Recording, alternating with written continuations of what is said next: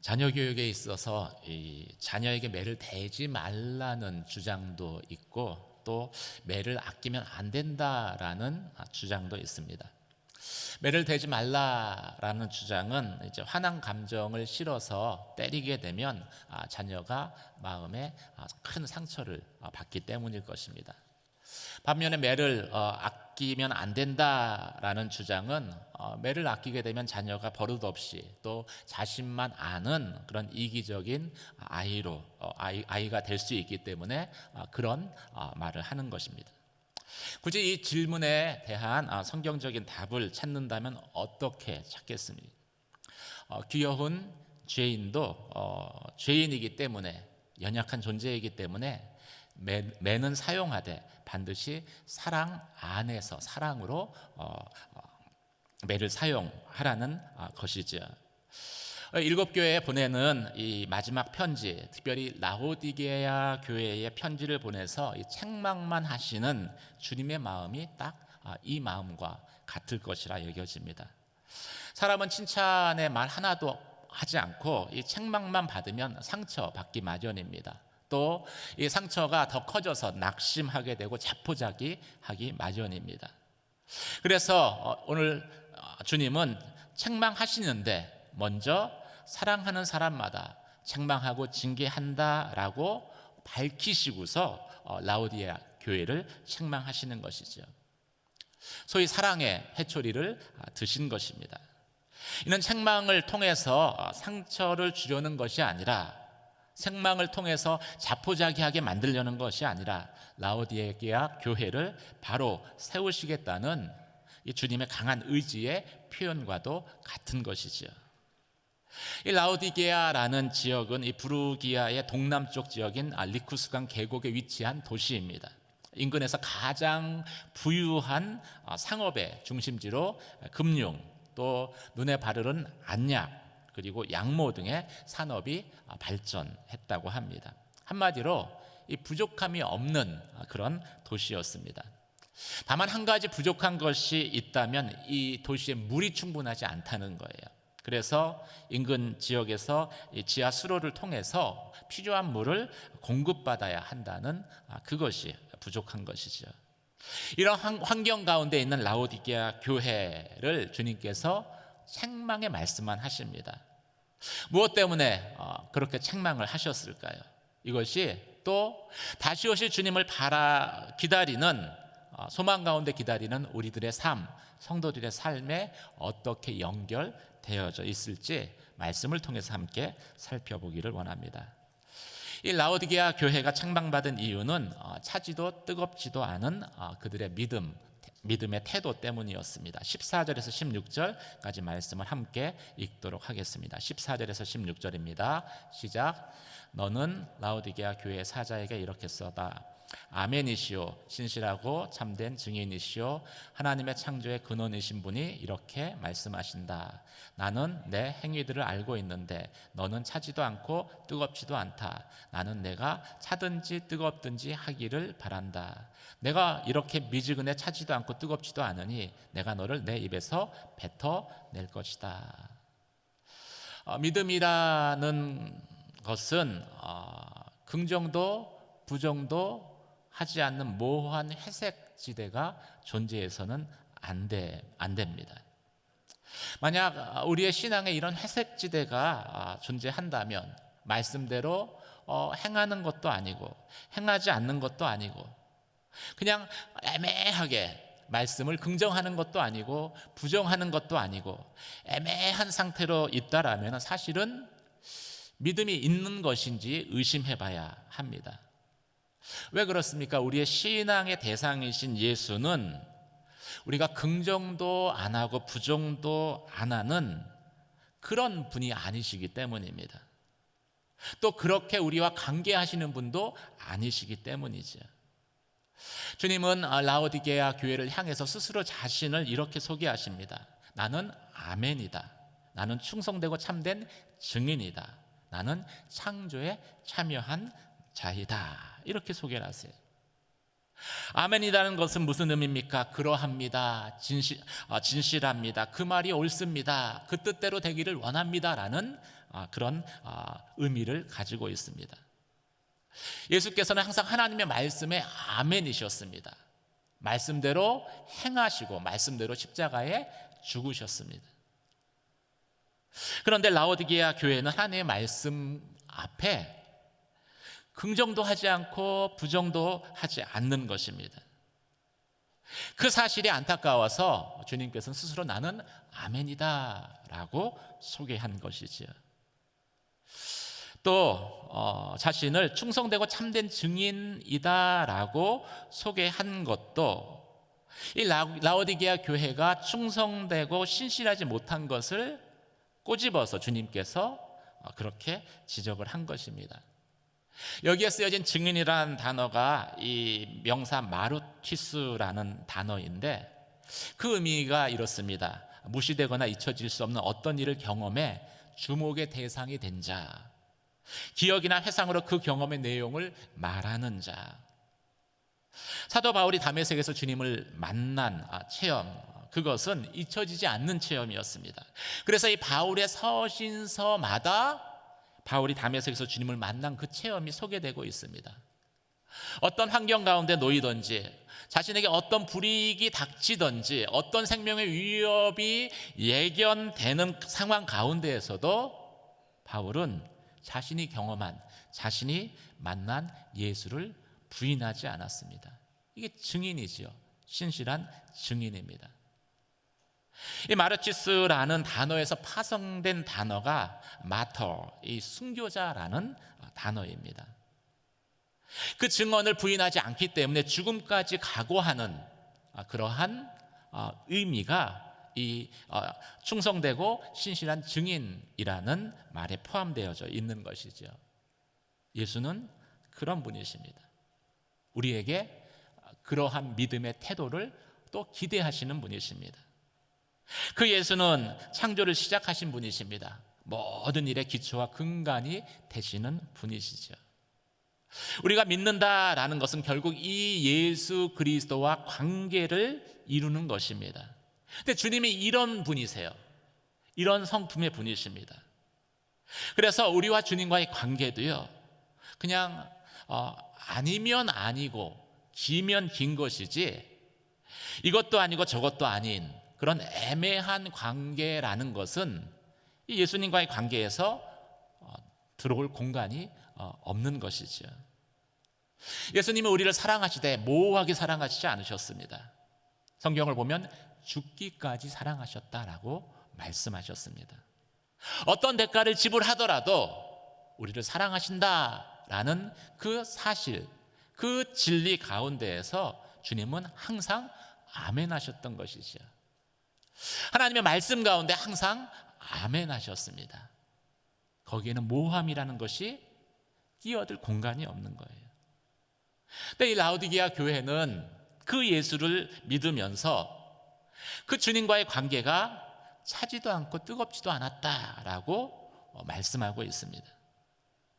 그러니 주님은 그 라오디게아 교회를 책망하실 수밖에 없으셨던 거예요. 나는 이런 관계를 원하는데 차지도 않고 뜨겁지도 않고 나를 사랑하는 것도 아니고 사랑하지 않는 것도 아니고. 여러분, 남녀 관계가 이러면은요, 한쪽이 미치게 되어 있습니다. 한쪽은 너무나 사랑하는데 상대방은 사랑하는 것 같기도 하다가 아닌 것 같기도 하고, 이게 미쳐버리는 거예요. 그 마음을 주님께서 어떻게 표현하십니까? 토해버릴 것 같다, 뱉어버릴 것 같다라고 표현을 하시는 것이죠. 이 라오디게아라는 이 도시는 여름이 되면 이 리쿠스 강이라는 강이 말라버려서 물이 부족하다고 합니다. 때문에 인근 두 지역으로부터 이 물을 이제 공급받아 와야 돼요. 하나는 이제 북쪽 한 10km 떨어진 곳에 있는 히에라폴리스라는 그곳에서 이제 그 뜨거운 온천수를 수로를 통해서 이렇게 끌어가지고 오는 것입니다. 온천수다 보니까 약간 치료 효과가 있었던 것 같습니다. 또 다른 하나는 이제 동쪽으로 한 16km 정도 떨어진 그 골로새라는 지역에서 이제 물을 끌어오는데 이 물은 찬물이에요. 근데 여러분 찬물도 이렇게 세수하면 정신이 번쩍 뜨이잖아요. 심신을 맑게 하는 그런 효과가 있었다라고 합니다.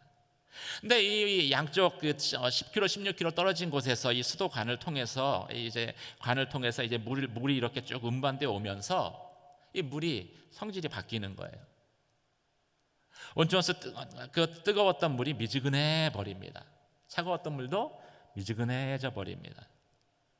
그리고 이게 그 16km, 10km니까 관을 통해서 오니까 거기에 불순물이 이렇게 이렇게 섞이게 되나 봐요.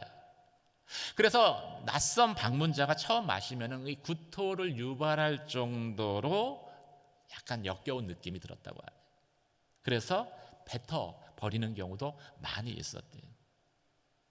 그 라오디게아라는 그 도시에 있는 그 특별한 상황을 빗대서 라오디게아 교회 성도들 그들의 믿음이 너희들의 믿음이 입에서 토해버릴 것 같다라고 상당히 엄중하게 주님께서 말씀하신 것입니다. 이것도 아니고 저것도 아닌 신앙, 믿는 것도 아니고 안 믿는 것도 아닌 신앙, 말씀 앞에 절대 복종하는 것도 아니고 또 말씀을 완전히 부인하는 것도 아닌 신앙, 세상 앞에 구분되는 삶을 사는 것도 아니고 또 세상에 완전히 몰입해서 사는 것도 아닌 그런 신앙, 이렇게 자기 자신을 기만하는 어떤 의미에서는 그런 모습이 예수를 구역질나게 한다고 말씀하신 것이죠.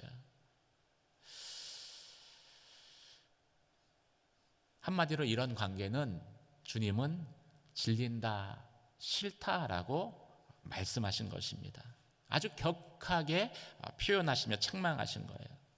여러분, 왜 주님께서 하필이면 이 비유를 들어서 말씀을 하셨을까요? 너도 한번 느껴보라는 거예요. 너도 느끼지 않느냐는 거예요. 너도 경험하지 않았냐는 거예요. 내가 이렇게 토할 것 같은데 너도 내 기분을 좀 알아주라는 것이죠. 그리고 빨리 그 모호한 관계를 청산하고 말씀 앞에 서라는 거예요. 열심을 내라는 것입니다. 차갑지도 뜨겁지도 않은 성도와 교회는 예수님에게 결코 기쁨이 될 수 없습니다. 차갑지도 않고 뜨겁지도 않은 성도는요, 사단도 관심 갖지 않는다고 합니다. 아무런 역사도 일어나지 않을 것을 알기 때문이죠. 여러분, 하나님의 말씀 앞에 반응하고 있습니까? 그 말씀 앞에 아멘이라고 그 말이 옳습니다, 내가 이 말씀 붙들고 살겠습니다, 반응하고 있습니까? 아니면 이 말씀은 틀린 것 같아요, 난 이 말씀 받아들일 수 없습니다, 차라리 아멘이 아니면 노멘이라도 하시라는 거예요. 주님이 개입하시잖아요. 내 말씀을 들었는데도 감동을 받은 건지 아닌지, 도전이 있는지 없는지, 그런 상태로 살지 말라라고 오늘 저희에게 말씀하시는 것입니다. 세상의 죄에 대해서 여러분은 분명한 경계를 가지고 있습니까? 이것은 말씀에 비춰봤을 때, 하나님의 거룩에 비춰봤을 때 죄니까 이것은 내가 반드시 노하겠다, 거절하겠다, 따르지 않겠다, 어떤 불이익도 감수하겠다, 이런 마음이 있으면 뜨거운 것이죠. 열정이 있는 것입니다. 근데 아무런 저항이 없어요. 죄가 들어오는데 그냥 아무런 저항 없이 쓱 거절하는 것도 아니고 받아들이는 것도 아니고, 그럼 세상을 밀고 들어오죠. 그냥 쓱 받아들이는 거예요. 살아있다는 것은 바이러스가 들어오면 반드시 반응을 한다는 것입니다. 그렇게 죄에 대해서 반응해야 되는데 아무런 저항이 일어나지 않는다, 차지도 않고 뜨겁지도 않은 것입니다. 혹시 여러분과 저는 오랫동안 신앙생활 하셨잖아요. 우리 자신도 모르는 사이에 예수 그리스도께 대해서 또 말씀에 대해서 차갑지도 뜨겁지도 않은 그런 상태에 머물고 있는 것은 아닙니까?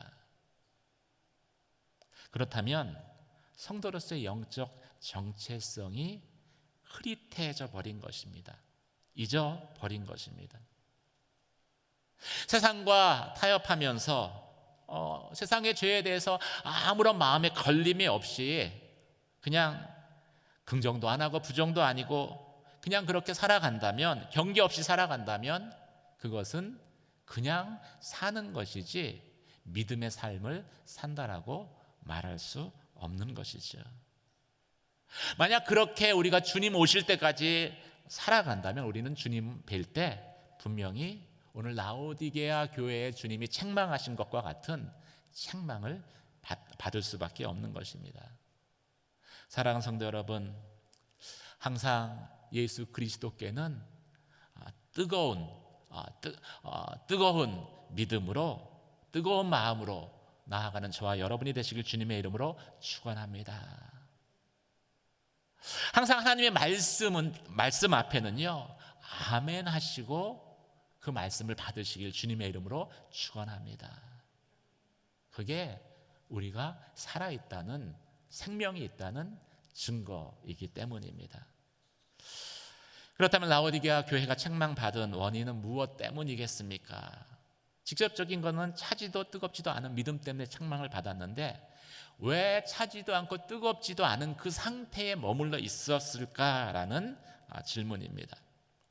그것은 스스로 풍족하고 부족함이 없다라고 여겼기 때문일 것입니다. 17절에서 19절까지 말씀을 함께 읽도록 하겠습니다. 시작.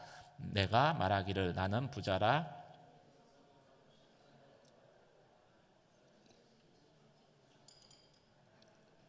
벌거벗은 사람임을 알지 못한다. 그러므로 내가 내게 경고한다. 내가 풍족하게 되려면 내게서 불로 정련한 금을 사거라. 너의 벌거벗은 수치를 드러내지 않으려면 흰옷을 사서 입어라. 내가 보고 싶으면 안약을 사서 내 눈에 발라라. 나는 내가 사랑하는 사람들마다 책망하고 징계한다. 그러므로 너는 열성을 내고 회개하여라. 왜 이런 일들이 라오디게아 교회 성도들에게 일어났을까요?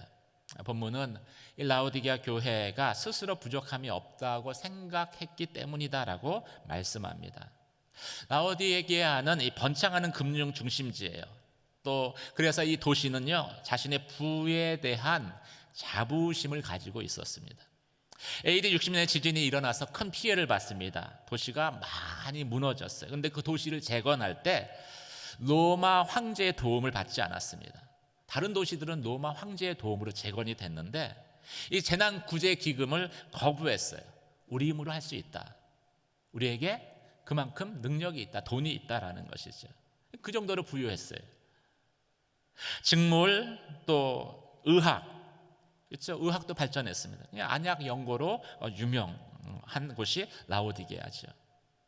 이 라오디게아 교회 역시 이 다른 소아시아에 있는 교회들과는 다르게 그래서 부유했습니다. 나는 부자라 풍족하고 부족한 것이 하나도 없다. 사실 이렇게 말할 수 있는 사람이 얼마나 되겠어요? 혹시 여러분 가운데에는 그런 분 계시면 나는 부자라 부족하고 풍족하고 부족한 것이 하나도 없다. 혹시 그렇게 자신 있게 말씀하실 수 있는 분 있으세요? 저도 손 내줘야죠. 없잖아요. 근데 교회가 그렇게 이야기한다는 거예요. 이것은 두 가지입니다. 실제로 부가 어마어마해서 그런 것도 있고요. 또 하나는 이 삶의 기준, 그렇죠? 무엇이 중요한가를 판가름하는 삶의 기준이 이미 부가 되어져 있는 거예요. 그래서 그걸로 보니까 나는 부족한 게 하나도 없네. 나는 다 풍족하네. 이렇게 생각한 것입니다. 이 어떻게 보면은 자기 만족이죠. 이것이 실제 그들의 영적인 상태를 제대로 직시하지 못하게 했습니다. 비참하고 불쌍하고 가난하고 눈 멀고 벌거벗었다라고 주님은 보셨는데 이 주님이 언급하신 것에 하나라도 자신에게 있다라는 것을 전혀 인식하지 못했다라는 것이죠. 영적 실체를 전혀 보지 못하는 거예요. 눈은 떴으나 눈먼 맹인과 다를 바 없었던 것입니다. 여러분, 주님을 따르는데 나는 부족한 것이 없다라고 스스로 생각하면은요, 똑같은 전철을 밟을 수 있습니다. 나의 영적 실체를 못 볼 수 있어요. 그래서 우리는 항상 영적 갈급함이 있어야 합니다. 아니, 갈급함을 구해야 합니다. 아예 이거에 관심조차 없는 경우들도 있어요. 그건 더 멀리 떠나 있는 것이죠. 이런 라오디게아 교회 성도를 향해서 뭐라고 말씀하시면 안약을 사서 바르라라고 말씀하십니다. 라오디게아는 아까 제가 안약의 생산지로 유명했다고 했잖아요. 그들이 이 눈을 치료하는 안약은 수시로 발랐어요. 그런데 그들의 그 영의 눈을 뜨게 하는 그 안약은 미처 바르지 않은 것이죠. 그것을 말씀하신 것입니다. 그럼 우리의 영의 눈을 뜨게 하는 안약은 무엇일까요? 우리의 벗었음, 우리의 그 영혼이 벗었음을 보게 하는 그 안약은 무엇일까요? 우리의 눈에 바르라는 것은 무슨 의미일까요? 눈이라는 것은 흔히 이야기할 때 마음의 창이라고 이야기하죠. 그래서 눈에 보이는 것이, 보여지는 것을 다 여러분들이 본다라고 생각을 하지만 사실은 마음에서 원하는 것들을 선택적으로 보는 경우가 많다고 합니다. 그래서 이 차를 이제 기아차를 타면은요, 운전을 하고 나가보면 기아차가 그렇게 눈에 확 많이 보인대요. 땡땡이 잠옷을 사서 입잖아요. 그러면 땡땡이 잠옷 입은 사람들이 눈에 보이기 시작을 한답니다. 눈이 마음의 창인 거예요. 근데 이 눈에 바르라는 얘기는 결국 마음의 약을 바르라는 얘기예요. 여러분, 무슨 약을 발라야 될까요? 신약과 구약을 발라야 합니다. 하나님의 말씀을 발라야 해요. 이 하나님의 말씀을 마음에 바르라는 것이죠. 이 말은 말씀을 통해서 우리의 마음이 어떠한가를 비춰보라는 거예요. 살펴보라는 거예요. 그러면 우리의 영적인 실체가 드러나기 때문입니다. 근데 다른 걸로 눈을 가리면은요, 그거 외에는 보이지 않아요. 어떤 분이 이런 우스운 얘기를 하더라고요. 예전에 또 돈이 중요했대요. 근데 옛날 돈은 엽전이라고 하죠. 그래도 가운데 구멍이 뚫려 있어서 돈에 이렇게 눈이 가려도 이 뚫린 구멍으로 조금은 볼 수 있었대요. 요즘 동전은 구멍이 있어요, 없어요? 없어요. 그러니까 동전이 눈을 가리면요, 아무것도 못 본대요. 그래서 상속 싸움 나면은요, 형제도 없고 자매도 없고 부모도 없는 거예요. 다 가려버려요. 그 가린 눈을 볼 수 있게 하는 안약이 무엇입니까? 믿음의 사람들에게 바로 하나님의 말씀인 것이죠. 이 말씀을 마음에 바른다라는 것은 정련한 금을 사는 것과 같다라고 오늘 본문에서 이야기합니다. 이 얘기는 금을 정련하는 것과 같은 과정을 통해서 우리의 마음이 정화된다는 거예요. 거룩해 된다는 것이죠. 여러분, 금 정련하는 과정을 아시죠? 3000도의 불을 막 지펴야 합니다. 그래야지 금에 있는 불순물들이 떨어져 나와서 정금이 되어지죠. 우리가 이 하나님의 말씀, 책망의 말씀, 징계의 말씀을 받는 것이 우리의 마음이 이 정련되는 것과 같습니다. 쉽지 않습니다. 고통스럽습니다. 하지만 이 과정을 잘 버텨내야 우리의 마음이 정금 같은 믿음으로 세워지는 거예요. 우리의 영혼이 거룩하게 되는 것입니다. 그리고 그렇게 되면은요, 훨씬 삶이 풍성해집니다. 사람들이 뭐라 이야기하든 세상이 어떤 가치를 추구하든 거기에 요동하지 않는 하늘의 풍성함, 은혜의 풍성함이 나의 삶 가운데 거하게 됩니다. 환경이 안 변해도 괜찮아요. 내 마음이 변했기 때문에 개의치 않을 수 있습니다. 오늘 본문은 이 안약을 마음에 발라 말씀을 우리의 마음 가운데 비추고 그리고 회개하고 열심을 내라고 저희에게 권면하고 있습니다. 주님이 우리에게 하시는 말씀이죠. 사랑하는 성도 여러분, 매일매일 말씀으로 내 영혼을 비추시며 하나님 앞에 회개함으로 또 말씀 가운데 순종하는 그 삶의 열심으로 주님 앞에 나아가시길 주의 이름으로 축원합니다. 무엇을 회개해야 할까요? 스스로 풍족하고 부족함이 없다고 생각한 것을 회개해야 합니다. 또 무엇을 회개해야 할까요? 구약의 모든 말씀이 하나님을 사랑하고 내 이웃을 내 몸과 같이 사랑하라는 것인데 하나님을 사랑하지 않은 것을 회개해야 합니다. 또 무엇을 회개해야 할까요? 내 이웃을 하나님 사랑하듯 회개하지 않은 것을 회개해야 합니다. 내가 이 정도면 되겠지라는 이 생각만큼 그래서 위험한 것이 없습니다. 내가 이 정도 열심히 섬겼으면 되겠지. 아니요.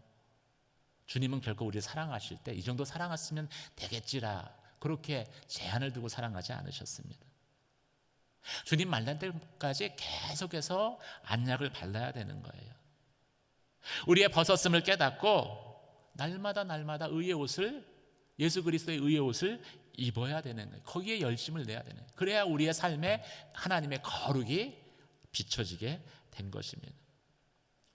왜 라오디게아 교회를 향해서 주님이 이렇게까지 강하게 책망하셨을까요? 자녀이기 때문입니다. 새끼이기 때문이에요. 자신의 새끼가 세상에서 벌거벗은 자로 당하는 벌거벗은 자로 살아가는 수치를 주님은 보기를 원치 않으시기 때문입니다. 여러분 잠깐 화면 보시기 바랍니다. 어떤 그 동화일까요?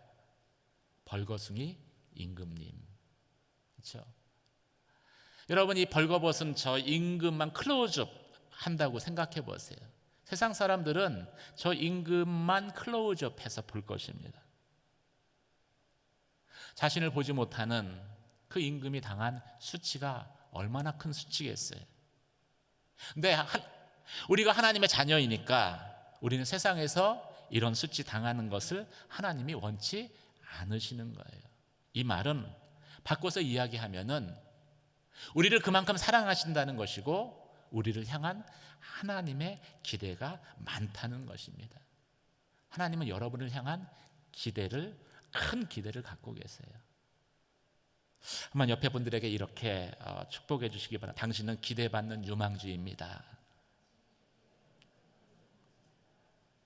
뭘 기대하실까요? 뭘? 베드로전서 1장 15절과 16절 말씀을 함께 읽도록 하겠습니다. 15절 16절입니다. 시작. 여러분을 부르신 분이 거룩하신 것처럼 여러분도 모든 행실에 거룩한 사람들이 되십시오. 기록되기를 내가 거룩하니 너희도 거룩하라고 하셨습니다. 우리가 하나님처럼 거룩하기를 기대하시는 거예요. 그래서 세상 가운데 주님의 영광과 빛을 나타내기를 원하시는 거예요. 그런데 그 영광과 빛을 나타내야 되는데 벌거벗은 모습으로 나서려고 하니까 얼마나 주님이 그게 안타까우시겠어요. 그래서 세게 얘기하실 수밖에 없는 거예요. 거룩이라는 것은 말뿐만 아니라 행동으로도 사랑하는 것입니다. 구약과 신약의 말씀을 다 지키는 것이 거룩이죠. 근데 그 말씀의 요약이 하나님을 사랑하고 내 이웃을 내 몸과 같이 사랑하는 거예요. 이 사랑 안에서 다 녹아지는 것입니다. 사랑을 행하면 그래서 모든 율법을 이룬다라고 말씀하셨어요. 여러분 그런데 우리가 이 하나님처럼 사랑하는 게 성령이 내게 그냥 강권적으로 역사하셔서 내 마음을 180도 확 바꾸셔서 내게 잘못한 사람, 그렇죠? 내게 원수 같은 그 사람을 볼 때 온화한 미소로, 저와 같은 미소로 사랑합니다 이렇게 얘기하는 것을 의미할까요? 물론 나중에는 그렇게 될 것입니다. 정금 같은 믿음이 되면은 스데반처럼 돌을 던져도 온화한 모습으로 사랑할 수 있을 거예요. 우리는 아직 이 땅에서 진행 중이잖아요. 나중엔 정금 같은 사랑으로 사랑할 수 있을지 몰라도요, 처음 사랑은 그렇게 시작되지 않아요. 수요 예배 때 이제 강사 목사님 오셨는데 이제 이렇게 말씀하시더래요. 사랑은 어금니로 하는 겁니다. 한번 옆에 분에게 사랑은 어금니로 하는 거랍니다. 무슨 말인지 이해하셨죠? 사랑하려는데 눈앞에 얼굴이 보이는데 도저히 사랑할 마음 이게 안 되는 거예요. 그러니까 뭐예요? 이를 꽉 물고서 사랑해 이런다는 거죠. 그렇게 시작한다는 거예요. 그렇게 시작을 하지만 이게 얼마나 하나님 보시기에 기특해요. 말씀 지키려고 본인도 상처받았는데, 본인도 어려운데 말씀 지키려고, 하나님 사랑하니까, 사랑해야 되니까, 서로 사랑하려 했으니까 사랑해 하는 그 모습이 얼마나 대견하겠습니까? 그걸 보시고 하나님께서 은혜를 부어주셔서 차츰차츰 이제 어금니 안 물어도 사랑하게 되고, 나중에는 온화한 미소로 사랑할 수 있게 하시는 것이지, 사랑이 부어지는 것이지, 처음부터 그렇게 이루어지는 일은 없다라는 거예요. 그래서 이분이 마지막에 이렇게 말씀하셨어요. 성령은 어금니에 먼저 임합니다. 어금니 물고 사랑해 할 때 그 어금니에 성령이 임한다, 하나님의 은혜가 임한다는 거예요. 이게 열심 내는 것입니다. 이게 차지도 뜨겁지도 않게 살아가는 거예요. 말씀 앞에 사랑할 수 없는, 말씀대로 사랑할 수 없는 나의 모습을 비춰보고, 안 되니까, 그래도 사랑해야 되니까, 순종해야 되니까, 그게 주님 사랑하는 나의 표현이니까 어금니 물고서라도 사랑하겠습니다, 용서하겠습니다, 그렇게 시작하는 게 이게 열심 내는 거예요. 하나님은 우리가 이런 열심을 내고 주님을 사랑하기를 원하십니다. 여러분, 책망받고 징계 받을 때가 있죠. 나의 연약함을 하나님이 드러내실 때가 있습니다. 저도 마찬가지예요. 나의 실수, 말의 실수 드러내실 때 수치스럽고 또 부끄럽고 그냥 머리를 쥐어 뜯고 싶을 정도로 후회가 될 때도 있습니다. 고통스러워요. 그럼에도 그 말씀 가운데 말씀대로 순종하려고 할 때 하나님이 그런 나를 기쁘게 보신다는 것이죠. 만약 내가 잘못했는데도 하나님이 그냥 넘어가신다, 그건 은혜가 아닙니다. 오늘 말씀해 보면은 사생애가 아닌지 의심해 보라고 하잖아요. 주님은 지금도 우리의 문 밖에서 우리가 마음의 문을 열기를 기다리고 계십니다. 우리가 마음의 문을 열고 그 주님을 영접하고 말씀대로 살기를 원하십니다. 동행하기를 원하십니다. 그 문을 여는 것은요, 안에서만 열 수 있어요. 문 밖에서 두드리시는 주님이 힘이 없겠어요? 능력이 없겠어요? 그냥 부수고 들어갈 수 있습니다. 근데 그렇게 안 하세요. 우리가 열기까지 기다리세요. 그것은 무엇입니까? 우리가 스스로 주의 말씀을 따르기로 결단하기를 원하시는 거예요. 이를 악물고서라도. 그리고 그렇게 순종할 때, 열심 낼 때 우리에게 약속을 주세요. 내가 너와 함께 먹고 마실 것이다. 내가 어느 순간에도 너를 떠나지 않겠다는 것이죠. 그리고 너가 나와 함께 내 보좌에 앉게 될 것이다. 그 보좌는요, 승리의 보좌입니다. 영광의 보좌입니다. 내게 있는 영광을 너에게도 나눠주겠다라는 것이죠. 사랑하는 성도 여러분, 우리가 주님을 만날 때 그런 자로 주님 앞에 나아가야 하지 않겠습니까?